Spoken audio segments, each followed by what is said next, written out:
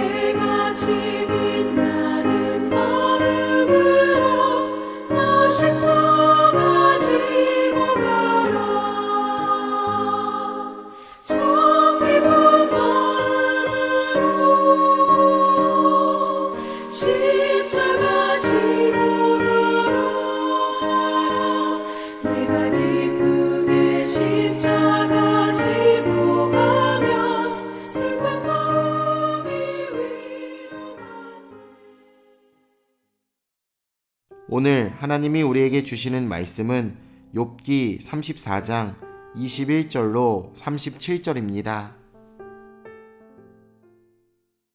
행악자는 숨을 만한 흑암이나 사망의 그늘이 없느니라.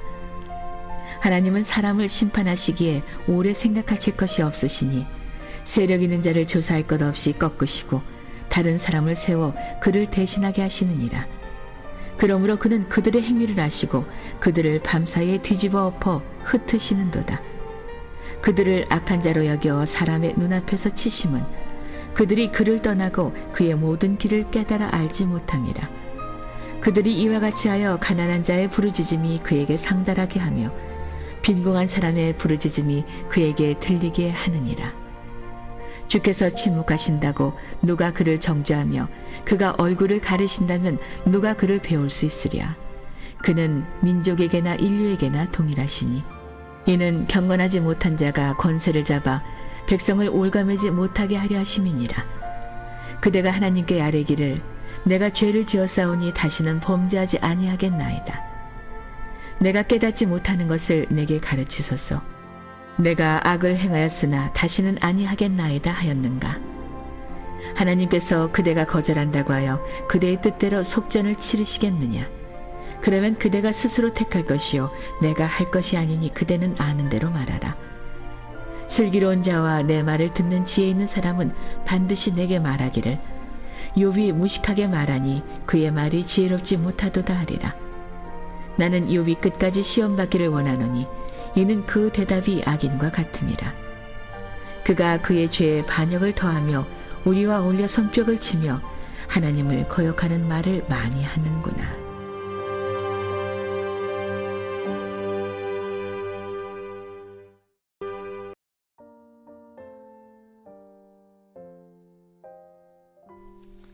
성도들은 곁에 있는 지체가 어려움을 겪고 있을 때 하나님의 말씀으로 권면하곤 합니다. 이는 아름답고 권할 만한 일입니다. 하지만 권면하는 사람이 공감과 사랑의 마음이 없이 섣불리 하나님의 입장을 대변하려고만 한다면 그의 말들은 정죄와 비난이 되기 쉽습니다. 우리는 이런 잘못을 오늘 본문을 통해 발견할 수 있습니다. 엘리후는 악인이 하나님의 눈을 피해 숨을 수 없다고 말합니다. 이 말 자체는 사실이지만 욥이 남들 모르게 죄를 지었다고 단정하는 말이기 때문에 그 의도가 선하다고 볼 수는 없습니다. 큰 재앙을 당한 것을 보아하니 악인이 분명하다는 말이기 때문입니다. 이는 사람의 모든 걸음을 감찰하시는 이가 하나님이시라는 본인의 말과도 참으로 어긋나는 말입니다. 마치 욥이 죄인이라는 사실을 자신에게는 숨길 수 없다고 이야기하는 것과 같기 때문입니다. 상대방이 당한 일을 근거로 그 사람이 선인인지 악인인지 단순히 평가하지 마시길 바랍니다. 사람의 길을 주목하시는 하나님만이 그를 알고 계십니다. 욥이 하나님은 심판을 지체하신다고 말한 반면 엘리후는 심판이 신속하게 이루어진다고 주장합니다. 어느 한쪽의 말만 진리라고 할 수는 없습니다. 하나님의 역사를 인간이 일반화시켜 단정 지어서는 안 됩니다. 엘리후는 욥의 입을 막기 위해 그저 욥과 반대되는 주장을 펼친 것일 수 있습니다. 우리가 권면을 할 때는 그 사람의 회복과 주님의 영광을 위해 해야 합니다. 인정 욕구, 이기려는 마음, 우월감을 느끼려는 목적으로 누군가에게 권면하려 하면 안 됩니다. 엘리후는 더 나아가 하나님의 심판이 신속하게 이루어지는 그 이유까지 주장합니다. 악인들이 본인의 잘못을 깨닫지 못하기 때문이라는 것입니다. 오늘 본문 27절에서 30절 말씀을 보시면 엘리후가 언급하고 있는 악행은 가난하고 약한 자들을 짓밟는 일입니다.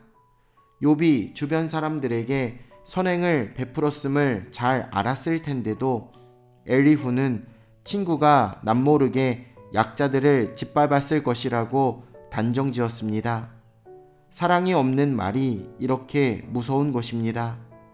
그런데 인격과 신앙이 모두 훌륭한 사람도 사랑과 진리 두 가지의 균형을 맞추기란 참으로 어려울 것입니다. 인애와 진리, 의와 화평이 완벽하게 균형을 이룬 우리 예수님의 십자가를 우리가 찬양할 수밖에 없는 이유는 바로 이것입니다. 엘리후는 욥에게 회개를 종용합니다. 지금까지 비난하다가 갑자기 회유하는 듯하여 욥은 혼란스럽기도 하고 화가 났을 것입니다.